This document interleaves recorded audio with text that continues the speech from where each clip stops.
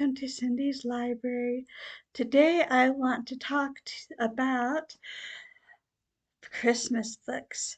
Here are some of my favorites, and maybe you'll be inspired to try some of them out, which would be great. But to start with, Letters from Father Christmas by J.R.R. Tolkien. Pretty sure I did a Tolkien talk about this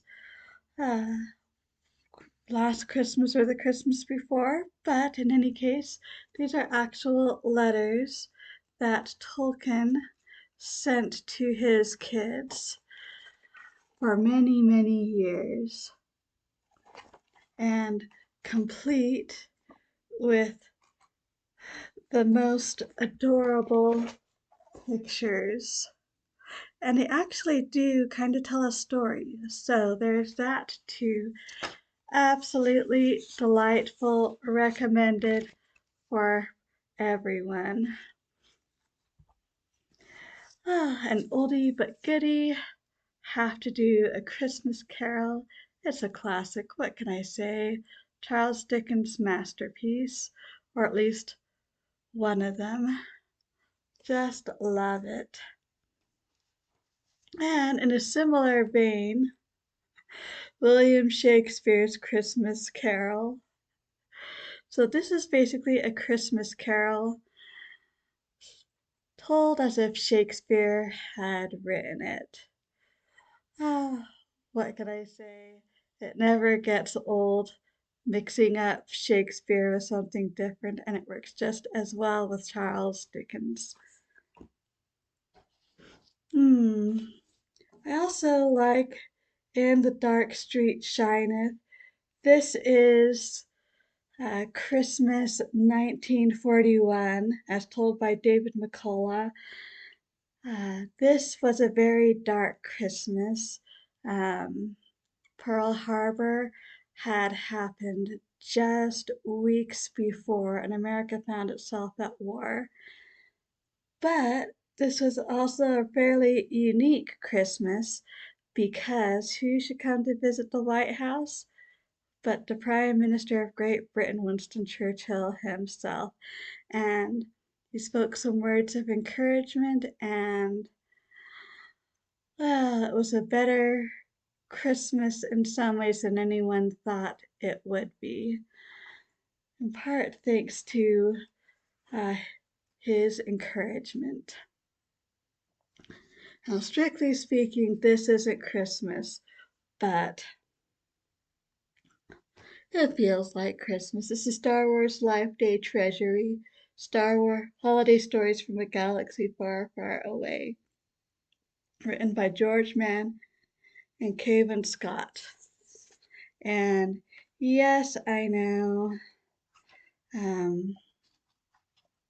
Life Day isn't exactly Christmas, and it has great illustrations too, but it has the same kind of festive feel and magical feel, a time in the galaxy where miracles tend to happen, where there's a more peace in the galaxy and goodwill among everyone. And we got a few from the time of the Old Republic, probably towards the later time, but still. Not High Republic, I believe. It would be later than that.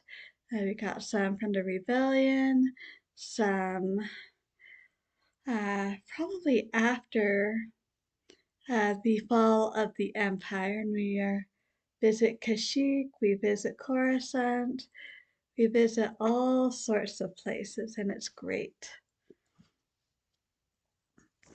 Well, going back to A Christmas Carol, before Ebenezer Scrooge, there was Jacob T. Marley. This is by R. William Bennett. Because according to this, at least, and I think there's even some justification for it in A Christmas Carol, Jacob T. Marley, he was a lot of the reason why Ebenezer Scrooge turned out the way he did. Not the complete reason. He was already headed in that direction in many ways, but he kind of helped solidify things. And so we get all of that. We get his death, and we get his afterlife, because Jacob T. Marley, uh, because he actually feels a bit of remorse there at the end of his life, literally on his deathbed, but still, he gets a chance to help set things right. That is why he is sent as the first ghost to trouble uh, Ebenezer Scrooge. And so we get his journey as he does his part to try and help Ebenezer Scrooge. He also finds redemption for himself. And that's all I can say about that one, except to say that I enjoyed it. And then this one, Christmas Bells by Jennifer Chivarini.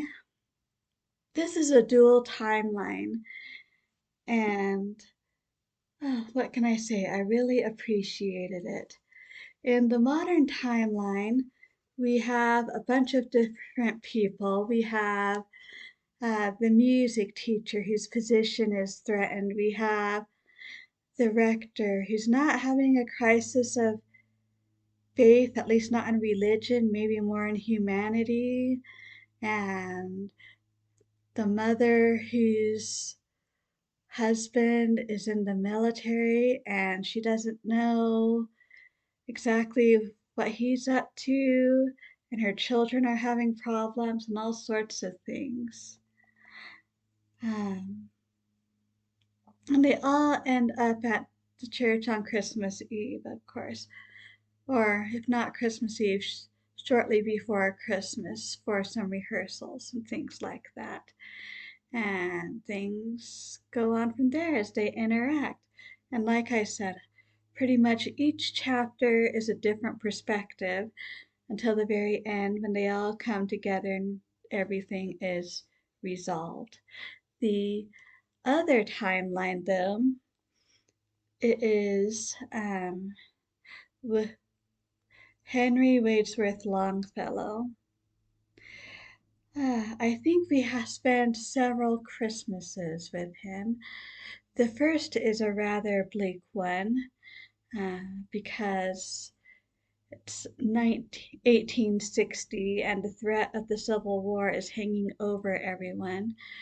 And while thankfully it doesn't actually happen uh, during that Christmas season, it definitely flavors everything. And we get several other Christmases, including an extremely, actually, that's it's not just Christmases we spend with him. It's basically through the Civil War, all seasons. Although we start with the Christmas of 1860, but it's a very difficult time for him. Not only the Civil War, I think he has at least one, if not two sons who could potentially be called up for that. But then an extremely great tragedy happens and his life basically falls apart. And then we watch him put it back together, at least enough to write the Christmas carol I Heard the Bells on Christmas Day, which is one of my favorites. Although I don't like the traditional tune that I'm most familiar with. There was another one, but we've never been able to find it since. But the words are amazing. Love it, love it, love it. So, those are some potential Christmas reads you might be interested in.